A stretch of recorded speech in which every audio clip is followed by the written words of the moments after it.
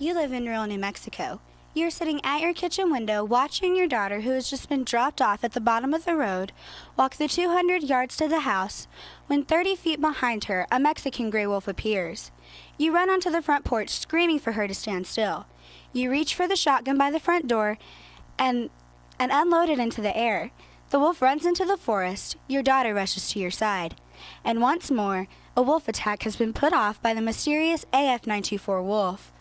Sounds like the beginning of a good book, or maybe more like a ghost story we used to tell around the campfire when we were little girls. No, this is actually a true account of what is happening on the New Mexico-Arizona border by groups of Mexican gray wolves in communities like Reserve, Glenwood, and Sunrise. Good morning. My name is Madison Casey, and today I am representing the Artesia FFA chapter. I would like to speak to you about the Wolf Reintroduction Act, how it is working, who is for it and against it, and how it is affecting people's lives. On March 29, 1998, 11 captive-reared wolves were released into the wild for the first time on the Blue Range Wolf Recovery Area, located on the Blue Range Mountains in the New Mexico-Arizona border, with the initial idea that the wolf reintroduction in New Mexico would preserve the endangered species. In 2002, this project entered a new phase when the first wild-born litter was born to a wild-born parent.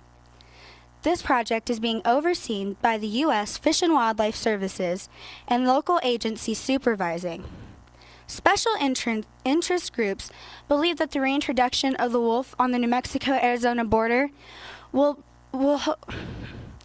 serve as a link in the healthy balance of nature. They believe wolves impacting the food chain will overall impact the ecosystem for the better. For example, cottonwoods, willows, and saplings will flourish due to the elk and deer herds being managed by the wolf. These same groups believe that the wolf has more rights to its way of life than most rural New Mexicans around them. What they do not realize is wolves are having greater impact than was expected. In 2007, Catron County alone had a total of 57 incidents involving wolves attacking the livestock. Due to the size of the Mexican gray wolf, as compared to its northern cousin, it is easier for it to take down domestic livestock as opposed to a healthy elk. Ranchers lose profit each time an attack occurs. They are told there is a reimbursement for every animal that is lost. However, there is little accuracy in determining what predator made the kill. Unless a biologist comes out and determines the killer, there is no way for a rancher to receive the reimbursement. Wolves are known to be malicious killers, killing much for fun as for survival.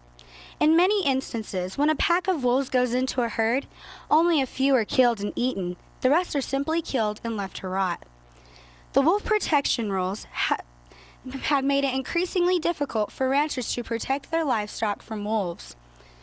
Protection rules state that the rancher must catch the wolf in the act of killing in order to shoot the wolf. However, this typically leaves the livestock crippled or close to death. A rancher cannot stand guard day and night in order to protect their livestock or herd from wolves. Not only are livestock affected by wolves, but domestic pets and humans are in harm's way. Catron County had a total of 9 incidents involving pets and 57 involving human contact with a wolf.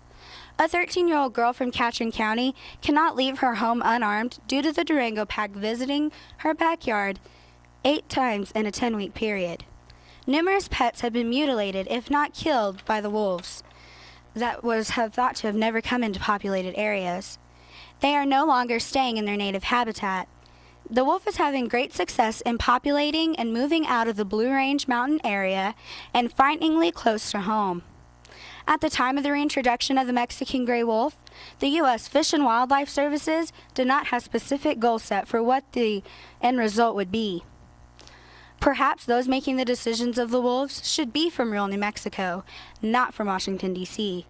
How would they feel if we sent a truckload of diamondbacks to their own backyard and told them that they could not kill the rattlesnake unless in the act of biting someone? Thank you.